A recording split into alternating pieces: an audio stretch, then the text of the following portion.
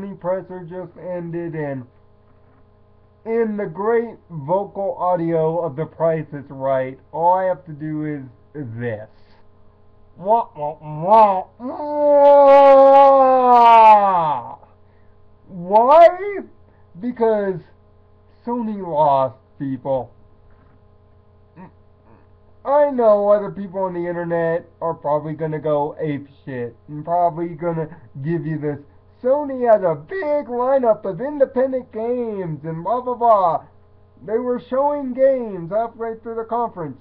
Yes, but if you admired your eyeballs, you noticed a lot of those play it first on PlayStations were not exclusive titles. And the exclusive titles were mostly indies. Yes, getting titles like Broforce and Hotline Miami 2 are great grabs, and getting No Man's Sky as a time exclusive is a good grab. But here's the big thing you should really take out of Sony's press conference this year. Most of the games that are scheduled to release on PlayStation 4 from great games like Let It Die to other game to other games to other games such such as Uncharted 4 and many others are slated for a 2015 release. Out of all those games slated for 2014, we only had one confirmed game, and that is the returning Little Big Planet 3 that was sprung on, rather surprisingly, by Media Molecule.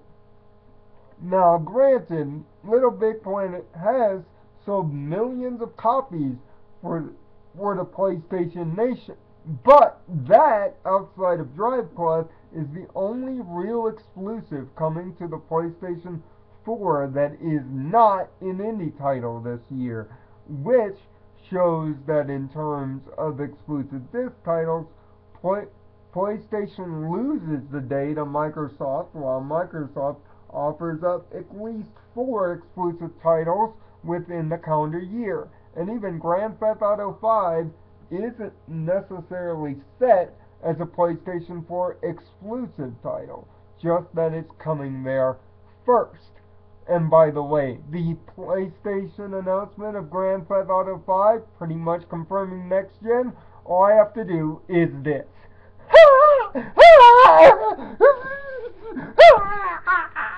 Don't y'all feel like suckers now?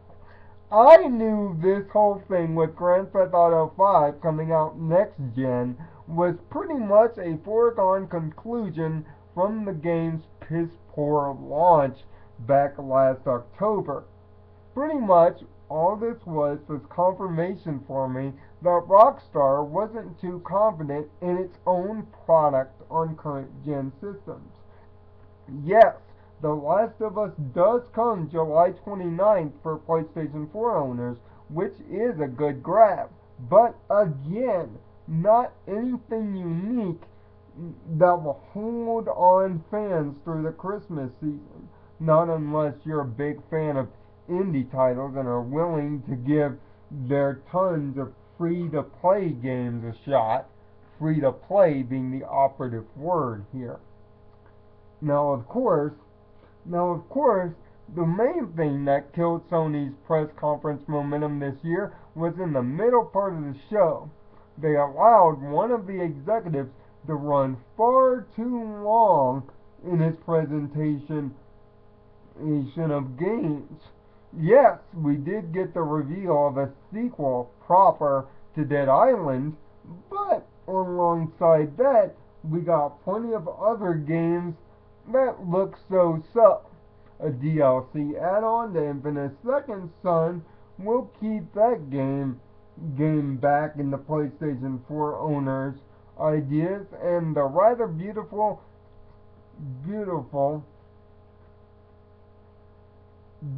game called Intertwined is now available now for Sony users at $10. But again, it's not about 2014 for the PlayStation Nation.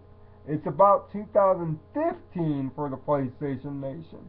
They're really banking their bets on next year being the killer gaming year for the PlayStation Nation. Although announcing PlayStation TV at a cool $100 is a nice add-on, but then again, once again, they announced that PlayStation Now is in beta.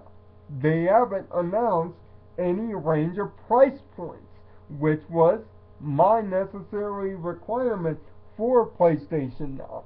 The fact that they haven't released any real price points, especially to this point, seeing that pretty much it's in double beta, is rather disturbing, if I might say so myself.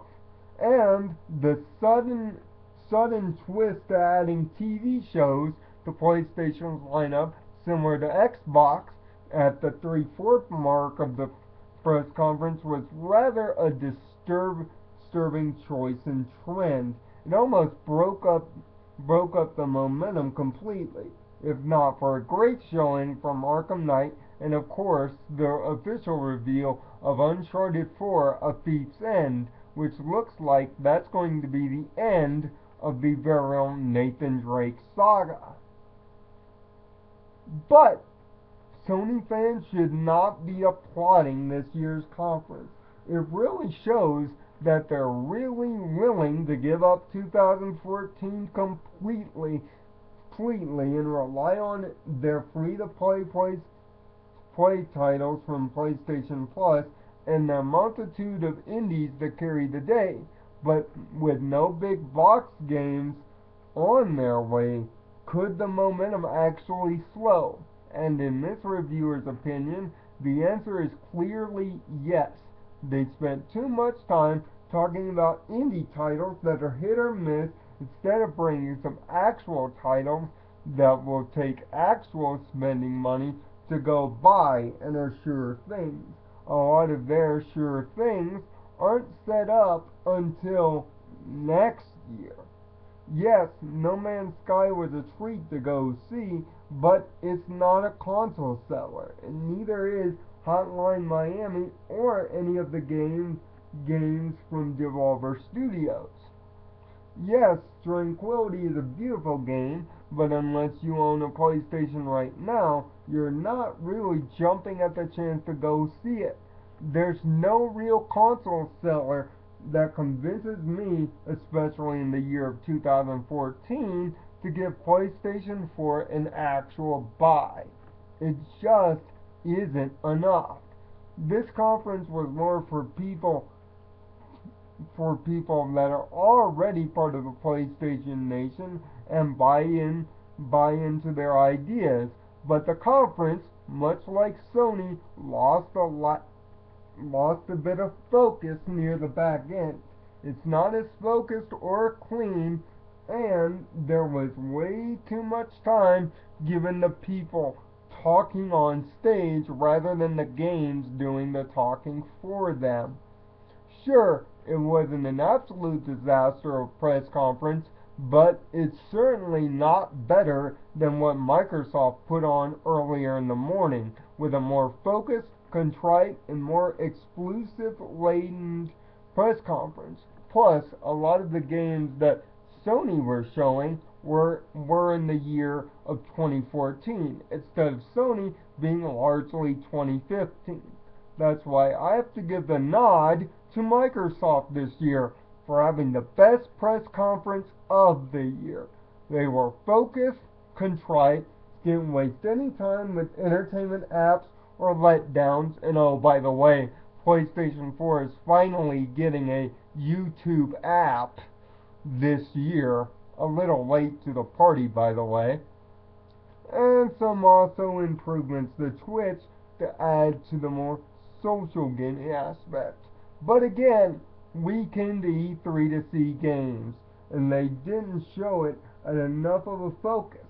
And relying too much on hit or miss coin flip indies could cost Sony their 2 million console lead considering that Microsoft will have more exclusives on the table this holiday season, especially with the Master Chief Collection pretty much a foregone conclusion now on November 11th.